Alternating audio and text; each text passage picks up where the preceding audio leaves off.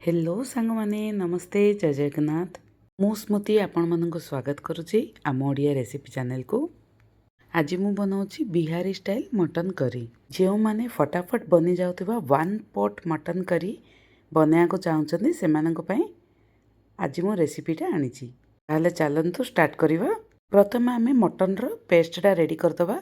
गोटे grinding jar रे मु रसुण अदा कंचा लंका हलदी गुंड मरीच गुंड धनिया गुंड साबुत जीरा मुझे जीरा पाउडर नैनी आ सबू खड़ा मसाला एमती अलैच डालचीनी लवंग अनासी फूल तेजपत्र दे देछि। तापर मु गरम मसाला मीट मसाला सबू को गोटे थरे मु पेस्ट गोटे बनै देछि। एपटे कुकर रे मु तेल गरम करदेली। मुझे सोरिष तेल नहीं मटन रो क्वांटिटी हिसाब रे आपण तेल नेबे।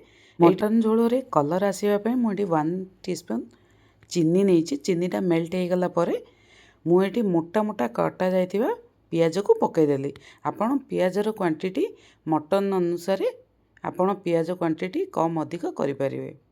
फास्ट रे मु पियाजटा को भलसे पूरा लाल हवा जाए कषि नेली। देखंतु एठी पियाज पूरा हाफ कुक हेची। एही समय रे आमे मटनटा को देइदबा।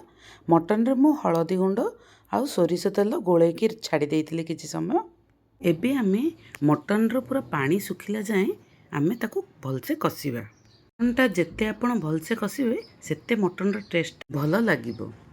एबे आमे स्वाद अनुसार लूण देइदबा। सेथिरे लूण देदेले मटन रो जहा आउ पानी बळका थिबो ताहा बाहरी जिवो। पूरा पानी सुखिला जाए आमको मटनटा को कषिबा को पड़िबो।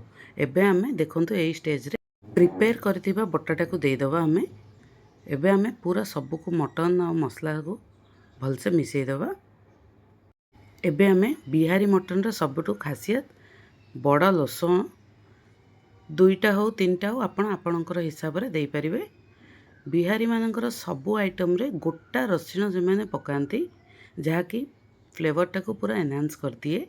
आपण देखि पारथुबे तेल भी मसला कषिकी ऊपर को आसी गलानी। एई स्टेज रे आमे 2टा टमाटर काटिकी रखिथिबा लंबा लंबा ताको देई दबा। आउ आलू आपणकर आलू ऑप्शनल आपण चाहिले देई परिबे चाहिले स्किप भी करि परिबे। एबे आमे गोटे स्पून मु काश्मीरी लाल मिर्च पकईची कलर आसिया पई। मटन सब भलसे कषा होगा पर मसला भी तेल बाहरी गला पर आमे पानी देकी मटन को 4 विसिल आसिला जाए हाई फ्लेम रे रोसई करिनबा। लो फ्लेम रे 10 मिनिट्स बसैकी ताको गैस ऑफ कर दबा। एबे देखंतु ढक्कन खोलिया पर केते सुंदर कलर आसी आइछि मटन रे। एबे आमे कटाइतिबा धनिया पत्र को पकई दबा। मु एठी कोनोसी धनिया बटा मसला कि जीरा बटा मसला यूज करिनी। बैचलर मानक पई जहा घरोई इंग्रेडिएंट्स रे मु ए बिहारी मटन करी को बनैछि। यह बहुत खूब कम समय रे भी बनी जाए। आपण माने देखि पारथुबे लसनटा भी पूरा सिझी जाइछि। वीडियोटी भल लागिले सब्सक्राइब बटन को क्लिक कर देबे। Thank you.